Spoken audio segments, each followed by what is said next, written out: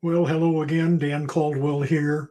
And today, on Dan's Daily Debrief, I'd like to talk about challenges. We all have them, don't we? Especially right now. So many people wish life was easier with less challenges and less obstacles. You see, the pandemic and all the unrest in our country have produced numerous challenges for all of us, and none of us are exempt. I know what I'm getting ready to say may be difficult for some to handle right now, but may I just propose that we need challenges? Without challenges, life becomes stagnant and we stop growing. Challenges help us discover who we really are while allowing us to grow and become bigger and better as a person. That is, provided we embrace the lessons we learn through this process. A friend of mine, Paul Martinelli, has offered a very simple four-step methodology for overcoming challenges. They are number one, first, state the problem clearly. When we're faced with challenges, our humanity has a tendency to avoid the issues. And at times, we even run the other way, burying our heads in the sand, so to speak, hoping that it just goes away. Or we may say, okay, there's an obstacle, a challenge, a problem. But instead of hitting it head on and moving right toward it and plowing through the situation, we may look for another easier way around.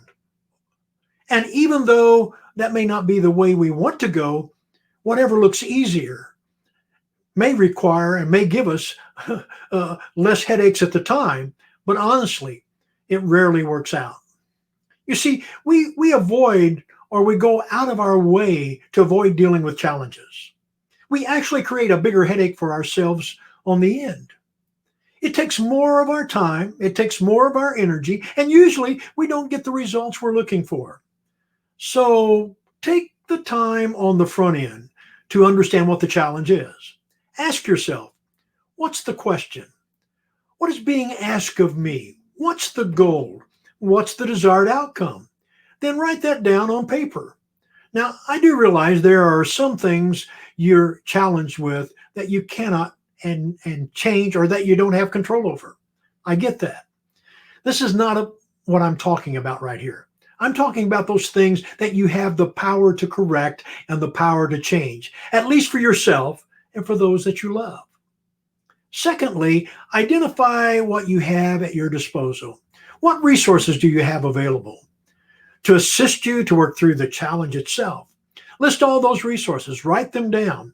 Then, and these should include things like tangible assets, money, computer, books, other resources, people. I think you get the idea. And then, what skills do you have? What personal strengths do you have that will help you work through this particular challenge? Now, please don't forget others. What access do you have to others that have some skills in those areas that can help you or will help you? Listening really is a lost skill. And so may I suggest you listen to hear? The people who are speaking will let you know when they feel they're heard. It's simple. Ask the question, then remain silent and listen to what they are really saying and what's really being said. Thirdly, design the strategy to overcome the challenge. Utilize all the assets you have at your disposal to create an action plan. You may find the plan will need to be tweaked and fine-tuned as you execute it. And that's okay. That simply means you're learning and growing through the process. But whatever you do, keep at it. Stay the course. And then finally, execute the strategy with effort and determination. Key word here is determination. Do your very best to overcome your challenges, leaving absolutely nothing to chance. If you find that you cannot seemingly overcome the challenge, go back to R&R. You know what that is. Reflect and reevaluate. If your strategy just will not work for whatever reason, perhaps it isn't viable at that time, or you have found out that the strategy just is not effective as you're moving through the process, then change it. Change it. If, however, your strategy doesn't work because you didn't execute well, then be persistent and tweak your efforts. Ask for more feedback from trusted resources and trusted sources. You never know your impact until you get some feedback. That's worthy of writing down. If you practice this methodology on small challenges, you'll begin to see how easy it is to overcome them. Then you will be ready to try it on much larger challenges. On a final note, and as I end today, I suggest that you plan, prepare, and adjust. The more planning and preparation you do on the front end, the less adjusting you'll have to do on the back end, especially in those areas that you have control over.